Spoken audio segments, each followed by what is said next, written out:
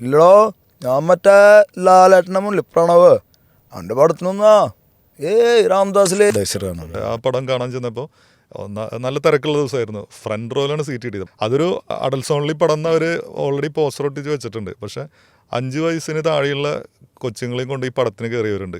ഈ കൊച്ചിടയ്ക്ക് കരയുന്നുണ്ട്. ഓൾറെഡി ഇതൊരു പ്രേതപടം എന്നുള്ള രീതിയിൽ തന്നെയാണ് അവർ മാർക്കറ്റ് ചെയ്തിട്ടുള്ളത്.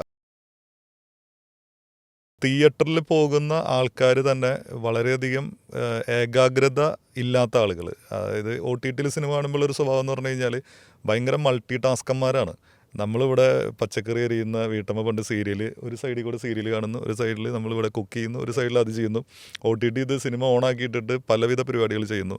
തിയേറ്ററിൽ ഇരിക്കുമ്പോൾ തന്നെ പലരും റെസ്റ്റ്ലെസ് ആണ്, പലരും മൊബൈൽ നോക്കുന്നു. ഇപ്പം ഞാൻ പ്രണവിൻ്റെ പുതിയ ആ പടം കാണാൻ ചെന്നപ്പോൾ നല്ല തിരക്കുള്ള ദിവസമായിരുന്നു. ഫ്രണ്ട് റോയിലാണ് സീറ്റ് കിട്ടിയത്. അതൊരു അഡൽസ് ഓൺലി പടം അവർ ഓൾറെഡി പോസ്റ്റർ ഒട്ടിച്ച് വെച്ചിട്ടുണ്ട്. പക്ഷേ 5 വയസ്സിന് താഴെയുള്ള കൊച്ചുങ്ങളെയും കൊണ്ട് ഈ പടത്തിന് കയറിയവരുണ്ട്.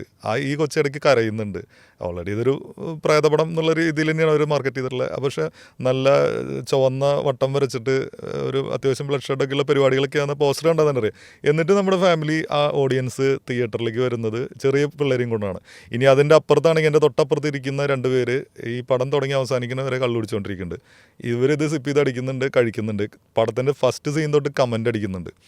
ഈ പടത്തിൽ ഒരുപാട് സ്പേസ്, ഇപ്പോൾ അയാളുടെ പടമാണെങ്കിൽ ഒരുപാട് സ്ഥലങ്ങളിൽ സൈലൻസ് ആവശ്യപ്പെടുന്നൊരു സിനിമയാണ്. എൻ്റെ ഏറ്റവും അടുത്ത സുഹൃത്ത് അതിൻ്റെ സൗണ്ട് ഡിസൈനർ ജയദേവൻ ചക്കാട്, നമ്മുടെ തൃശ്ശൂർക്കാരൻ. ഞാൻ ഒരു ഘട്ടം കഴിഞ്ഞിട്ട് ഇനി വല്ല അടി ഉണ്ടാവും എന്നുള്ള രീതിയിൽ ഞാൻ പറയേണ്ടി വന്നു. അപ്പം കുറച്ച് നേരം നിർത്തി, വീണ്ടും ഇതേ അഭ്യാസം തുടങ്ങി. ഫോൺ വിളിക്കുന്ന ആൾക്കാർ ഒരു സിനിമയുടെ, പ്രത്യേകിച്ച് ഇപ്പോൾ ലൗഡായിട്ടുള്ള പടങ്ങളാണെങ്കിൽ കുഴപ്പമില്ല, തുടക്കം തൊട്ട് അവസാനം വരെ ബാക്ക്ഗ്രൗണ്ട് സ്കോർ ഇട്ടിട്ട് മൂളിക്കുന്ന സിനിമകളാണെങ്കിൽ കുഴപ്പമില്ല. പക്ഷേ ആ സിനിമ ഡിമാൻഡ് ചെയ്യുന്ന ഒരു സൗണ്ട് ഡിസൈൻ ആസ്വദിക്കാൻ പറ്റണമെങ്കിൽ ഇത്തരം അലവലാദികൾ ഒന്നുകിൽ തിയേറ്ററിൽ വരുന്നത് ഒഴിവാക്കാൻ നിവൃത്തിയില്ല. അതുപോലെ ഫോണിന് ശരിക്കൊരു ജാമർ വെക്കേണ്ടത് അത്യാവശ്യമാണ്. എങ്കിൽ മാത്രമാണ് ശരിക്കും ഇത്തരം സിനിമകൾ നമുക്ക് ആസ്വദിക്കാൻ കഴിയുന്നത്. പിന്നെ പ്രത്യേകിച്ച് നമുക്ക് സിവിക് സെൻസ് എന്ന് പറഞ്ഞ സംഭവം ഇവിടെ പലർക്കും ഇല്ല. നമ്മൾ പൈസ കൊടുത്ത് ഒരു പടത്തിന് കയറുന്നു, പടത്തിനെ വിമർശിക്കുക, ലഹള വയ്ക്കേണ്ടവർക്ക് പുറത്ത് വന്നിട്ട് ലഹള വയ്ക്കാം. പക്ഷേ ഒരു 2 മണിക്കൂറാണ് ഇപ്പോൾ സിനിമകൾ. പണ്ടത്തെ പോലെ 2.5 മണിക്കൂറുള്ള സിനിമകൾ കുറവാണ്. പ്രത്യേകിച്ച് പിലവിഴ പൂഞ്ചിറ പോലെ, അല്ലെങ്കിൽ ഇപ്പോൾ അങ്ങനെയുള്ള കുറേ സിനിമകൾ ഒരു 2 മണിക്കൂറാണ് അതിൻ്റെ ഒരു വാച്ചിങ് അവർ. അപ്പം അതുപോലും ക്ഷമയോടെ വീക്ഷിക്കാൻ പറ്റാത്ത ആളുകൾ നിറഞ്ഞിരിക്കുകയാണ്. സിംഗ് സൗണ്ട് എന്ന് പറഞ്ഞാൽ കുംബ്ലൈ നൈറ്റ്സ് പോലെ സ്ലോ പേസിൽ പോകുന്നൊരു സിനിമ. ഇത്തരം സിനിമകൾക്ക് പറയുന്നൊരു വേർഡുണ്ട്, മസ്റ്റ് തിയേറ്റർ വാച്ച് മൂവി. പ്രകൃതി സൗണ്ട് സിനിമ എന്ന് പറയാറുണ്ട്.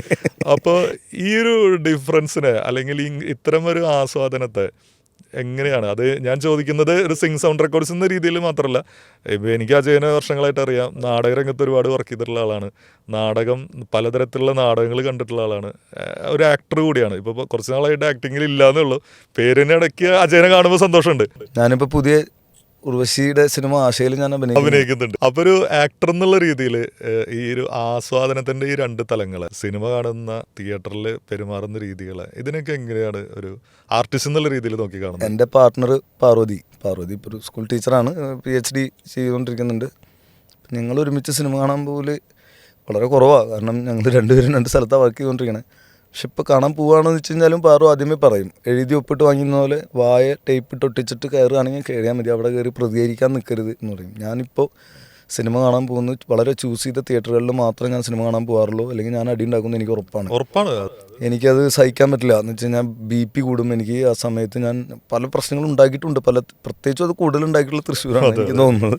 എറണാകുളത്ത് ഞാൻ പോകുന്ന തിയേറ്ററുകളിൽ ഉണ്ടെങ്കിലും വളരെ അപൂർവം. പിന്നെ ഞാൻ അങ്ങനെ ചൂസ് ചെയ്ത് അധികം ഭയങ്കര ബഹളമുള്ള ഷോകളിലല്ലാതെയൊക്കെ നൈറ്റോ മോർണിംഗോ ഒക്കെ കയറിയിട്ട് കാണുക പതിവ്. പ്രത്യേകിച്ചും നമ്മുടെ സുഹൃത്തുക്കൾ ചെയ്ത പടങ്ങൾ കാണാനാണ് നമ്മൾ മിക്കവാറും പോകുന്നുണ്ടാവും. നമ്മുടെ സിനിമകൾ നമ്മൾ കുറേ കണ്ടു കഴിഞ്ഞാണല്ലോ.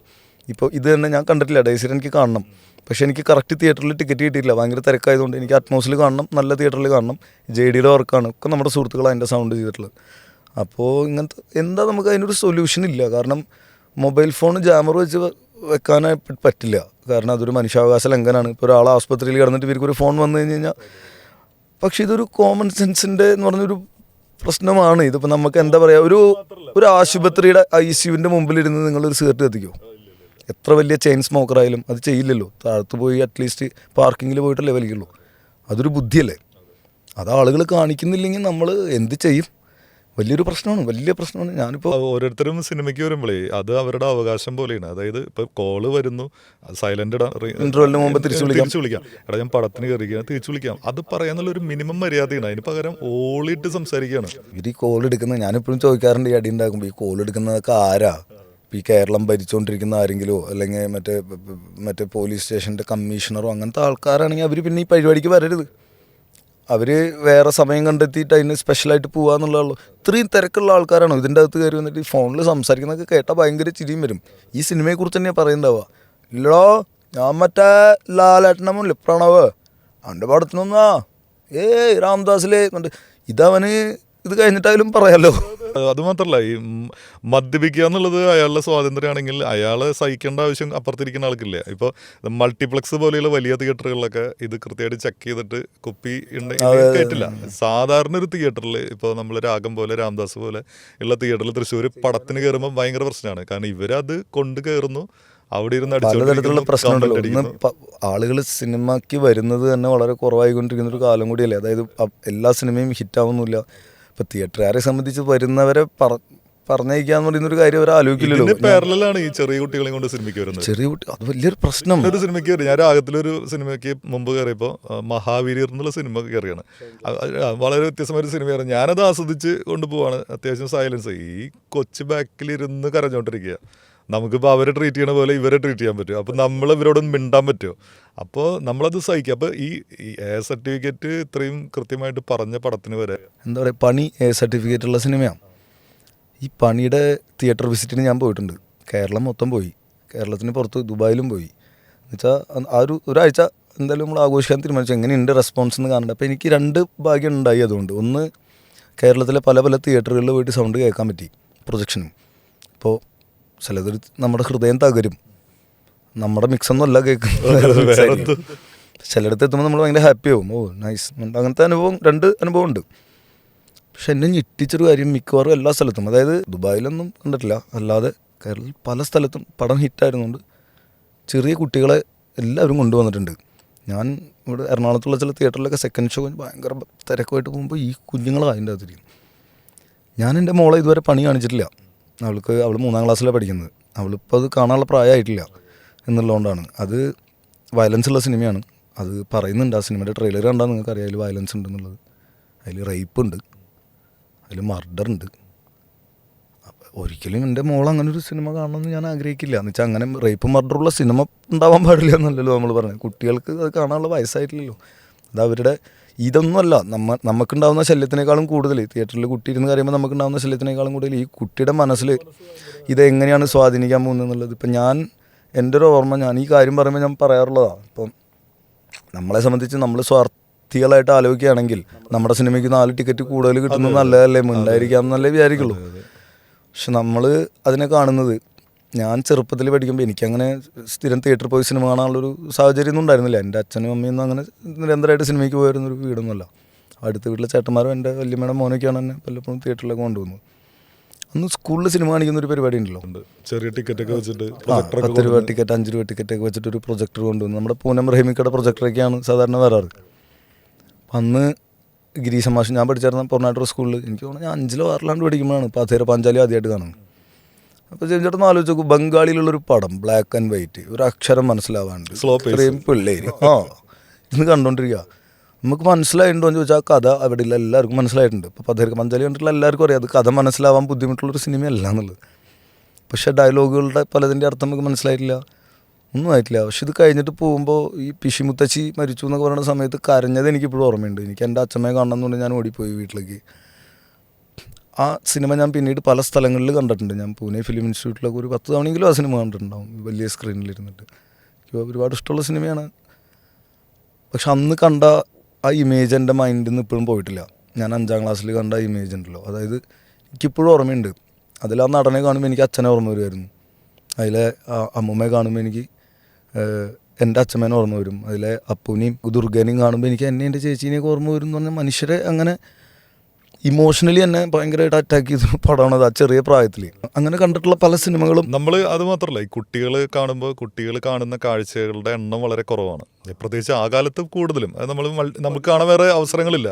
ഇപ്പോഴാണെങ്കിലും കുട്ടികൾ ഇപ്പോൾ അവർക്ക് ഇപ്പോൾ തിരിച്ചു പറയുകയാണെങ്കിൽ അവർക്ക് മൊബൈലുണ്ട്, അവർ കാണുന്നുണ്ട്. പക്ഷേ എന്നാലും അവർ കാണുന്ന കണ്ടന്റ് സെൻസേർഡ് ആണ്. അവരുടെ പാരൻസിന് അറിയാലോ കാർട്ടൂൺ ആണോ മറ്റേ എന്തെങ്കിലും പഠിക്കാനുള്ളതാണ്. ഒരു ചെറിയ ഒരു മൊബൈൽ സ്ക്രീനിൽ കാണുന്ന കാഴ്ചയല്ലല്ലോ നമ്മൾ ഇത്രയും വലിയൊരു ഇതിൽ കാണുന്നത്. അത് ഇരുട്ടത്തിരുന്നിട്ട് കാണാണ്. ഇരുട്ടത്ത് നമ്മളെ മാക്സിമം കോൺസെൻട്രേറ്റ് ചെയ്യിപ്പിച്ച് കാണാണ് നമ്മുടെ മുന്നിൽ. അപ്പോൾ ആ കാഴ്ച കുറച്ചുകൂടി വളരെ കൃത്യമായ രീതിയിൽ നമ്മുടെ മനസ്സിൽ പതിക്കുമെന്നുള്ളതാണ് അതിലെ കാര്യം. ഞാനിപ്പോഴും ശ്രദ്ധിക്കാറുണ്ട് എൻ്റെ സ്റ്റുഡിയോൻ്റെ അകത്ത് ഞാൻ വർക്ക് ചെയ്തുകൊണ്ടിരിക്കുന്ന സമയത്ത് ചിലപ്പോൾ എൻ്റെ ഫ്രണ്ട്സ് അവരുടെ മക്കളുമായിട്ട് വരും. ഇപ്പോൾ വിശാഖ് എന്ന് പറഞ്ഞൊരു ഡയറക്ടറുണ്ട്, അല്ലെങ്കിൽ അൻസർ ഷാ എന്ന് പറഞ്ഞ ക്യാമറമാൻ, ഇവരൊക്കെ മക്കളുമായിട്ട് വരും. അപ്പോൾ ഞാൻ ഏതെങ്കിലും ഒരു പോർഷൻ കുഞ്ഞുങ്ങൾക്ക് കാണിച്ചു കൊടുക്കും.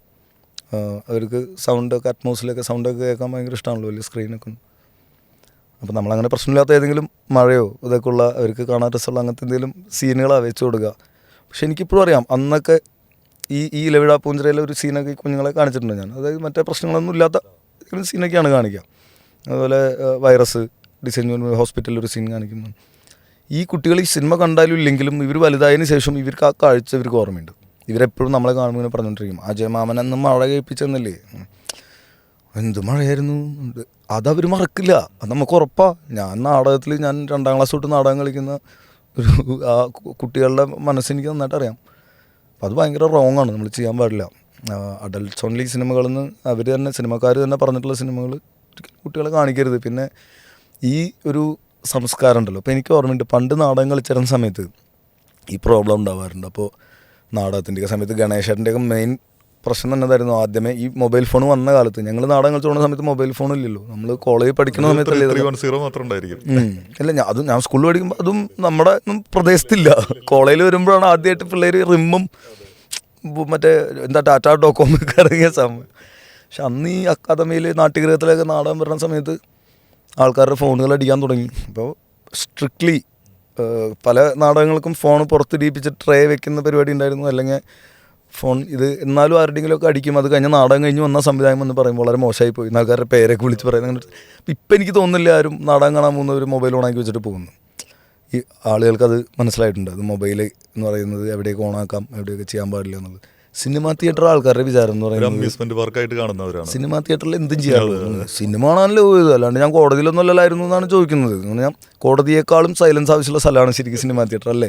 കോടതി എന്തൊരു ബഹളമാണ്. നമ്മൾ ഈ സിനിമയിൽ കാണുന്ന പോലെ അല്ലല്ലോ കോടതി. ശരിക്കും അവിടെ നിൽക്കുമ്പോൾ അവിടെ ജഡ്ജും എന്താ പറയണേന്നോ വക്കീലെന്തോ പറയണേന്നോ മനസ്സിലാവണമെങ്കിൽ ഇങ്ങനെ കേട്ട് നിൽക്കണം എന്നുള്ളത് നമ്മൾ കേസിലൊക്കെ പറഞ്ഞിട്ട് നമുക്കറിയാലോ.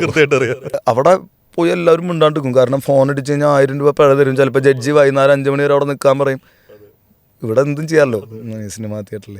ഇപ്പോൾ സിനിമാ തിയേറ്ററിൽ പണ്ട് ക്രൈമും നടക്കാറുണ്ടല്ലോ സിനിമാ തിയേറ്ററിൽ. ക്രൈം എന്ന് വെച്ചാൽ ചെറിയ സെക്ഷൽ ഒഫൻസുകളൊക്കെ നടക്കാറുള്ള അങ്ങനത്തെയും ക്രൈം നടക്കാറുണ്ട്. ഇപ്പോൾ എല്ലാത്തിലും CCTV വെച്ചുകൊണ്ട് അത് കുറഞ്ഞിട്ടുണ്ട്. കാരണം ആൾക്കാർക്ക് അറിയാം ഇപ്പോൾ തിയേറ്റർ സെക്സ് ഇങ്ങനെ മുമ്പത്തെ പോലെ വന്നിരുന്ന് ചെയ്ത് വെച്ച് കഴിഞ്ഞാൽ ചിലപ്പോൾ നാളെ യൂട്യൂബിൽ വരും എന്നുള്ളത്. പക്ഷെ ഫോൺ അടിച്ചിട്ട് വന്നാലും നിങ്ങൾക്ക് അതിൽ നിങ്ങൾ നാണക്കേടില്ല എന്നുള്ളതാണ് ആൾക്കാർക്ക്. അതെൻ്റെ ഒരു അവകാശമാണ്. ഞാൻ എൻ്റെ വായോണ്ടല്ലേ സംസാരിക്കുന്നത്, അവൻ്റെ അല്ലല്ലോ. അതൊരു സംസ്കാരം മാറി വരണം. അതായത് വല്ലവനാടൻ ഭാഷയിൽ നിന്ന് നമ്മൾ മാറി സുഡാനി ഫ്രം നൈജീരിയയുടെ ഭാഷ വരെ എത്തിയില്ലേ. അതുപോലെ നമ്മൾ ഡബ്ബിങ് സിനിമകൾ മാത്രം കണ്ടുകൊണ്ടിരുന്നതിന് നമ്മൾ സിംഗ് സൗണ്ടിലേക്ക് എത്തിയതുപോലെ എത്തേണ്ടതാണ്. പക്ഷെ ഒരു കാര്യം ഞാൻ പറയാം, ഈ പറഞ്ഞ കാര്യത്തിനും ഡബ്ബിങ്ങും സിംഗ് സൗണ്ടുമായിട്ട് യാതൊരു ബന്ധവുമില്ല. കാരണം ഇതിനും വർഷങ്ങൾക്ക് മുമ്പേ ബോളിവുഡിൽ ഇറങ്ങുന്ന മറ്റേ അടി ഇടി പടങ്ങൾ മൊത്തം സിംഗ് സൗണ്ട് പടങ്ങൾ തന്നെയാണ്.